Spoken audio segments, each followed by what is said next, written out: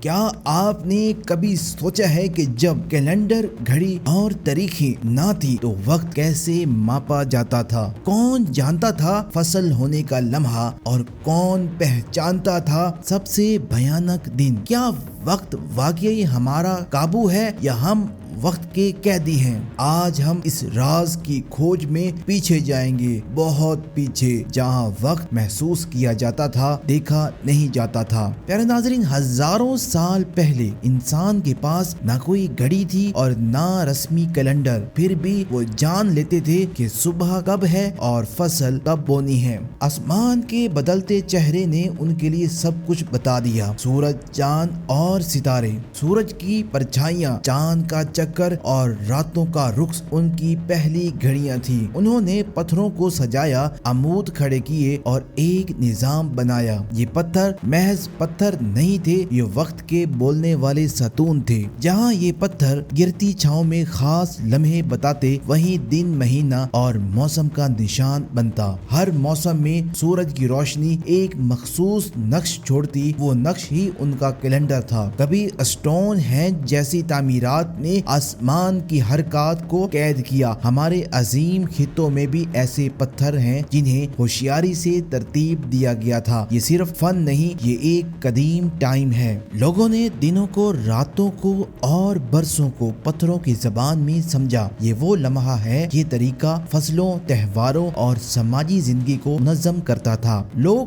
وقت کو محسوس کرتے تھے، اسے خود میں جیتے تھے، اس احساس سے کہ معاشروں کو باندھا اور زمین کی زبان سکھائی۔ وقت کی اس فطری سمجھ نے انسان کو زندہ رکھا اور فصلیں بچائیں۔ پھر انسان نے اس تحریر میں تبدیل کرنا سیکھا، نشان، لکیریں اور گنتی۔ یوں آہستہ آہستہ کیلنڈر اور گھڑی کی بنیاد پڑی، مگر اصل میں وقت پہلے بھی موجود تھا، بس ہم نے اسے قابو کرنا سیکھا۔ چاند کی حرکت نے انسان کو ماہ کا تصور دیا، 29.5 دن کا ایک چکر۔ اس چکر سے پہلے کیلنڈر روایات وجود ہیں، آئیے جنہیں چاندنی کیلنڈر کہا جاتا ہے۔ ہندوستان اور ہماری سندھ کے آثار میں اسی حکمت کے نشان ملتے ہیں۔ کچھ مندروں کو ایسے بنایا گیا ہے کہ سال کے مخصوص دنوں پر سورج خاص روشنی پھینکتا ہے۔ وہاں کا ہر پہیہ، ہر ستون ایک دن، ایک مہینہ یا ایک موسم بتاتا تھا۔ سمندر کنارے اور اندرون ملک میں انسان نے سورج اور چاند کو گھڑی بنایا۔ ہمارے بزرگوں نے موسم کو پڑھنے کے لیے پتھروں اور ستونوں کا جال بچھایا۔ یہ سائنس صرف نظری نہیں،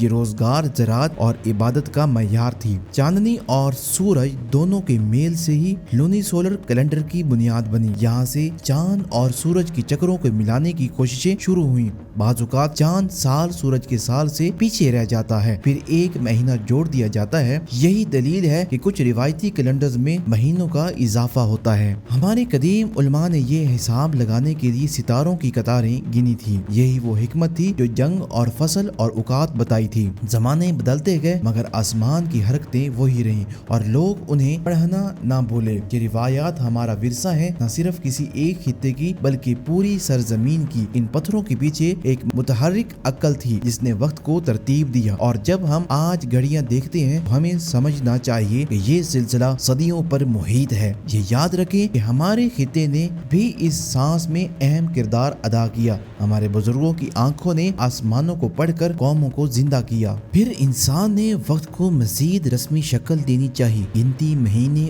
اور سال۔ رومی دنیا میں جولین کیلنڈر آیا، اس میں سال کو 365 دن اور ہر 4 سال میں لیپ ایئر رکھا گیا، مگر چھوٹی چھوٹی غلطیاں جمع ہوئی اور موسم پیچھے رہنے لگے۔ اس لیے سن 1582 میں گریگورین اصلاح متعارف ہوئی، کچھ دن نکال دیے گئے۔ ہم آج اس گریگورین کیلنڈر کو بڑے پیمانے پر استعمال کرتے ہیں، لیکن یہ کیلنڈر بھی فطرت کا مکمل عکس نہیں بلکہ ایک انسانی حل ہے۔ زمین کا سورج کے گرد سفر 365.2425 دنوں کا ہے، اس لیے لیپ ایئر درکار ہے۔ چاند کا چکر 29.5 دنوں کا ہوتا ہے، اس لیے چاندنی کیلنڈر الگ رفتار رکھتا ہے۔ یہ تفاوت کیلنڈرز کے لیے میل ملاپ کو ہمیشہ ایک چیلنج بناتا رہا۔ مہینوں کا اضافہ، دنوں کا کم ہونا، سب اسی فرق کو صاف کرنے کے لیے ہوتا ہے۔ تاریخیں ہمیں تسلسل دیتی ہیں مگر फितरत अपना अलग हिसाब चलाती है। हमारे बुजुर्ग मुख्तलिफ निज़ामों को देख कर बुनियादी असूल समझ गए थे, इसलिए मुख्तलिफ तहजीबों ने अपने अपने कवानीन बनाए और दुरुस्त किए। आखिरकार मकसद यही था कि इंसान की जिंदगी का मुनज़्ज़म रहे और फसलें बचें। जब आप अगला लेब एयर देखें तो समझ लीजिए कि ये जमीन की हरकत का हिसाब है। कैलेंडर एक मुआहिदा है, आसमान मुफीद मगर मसनूई।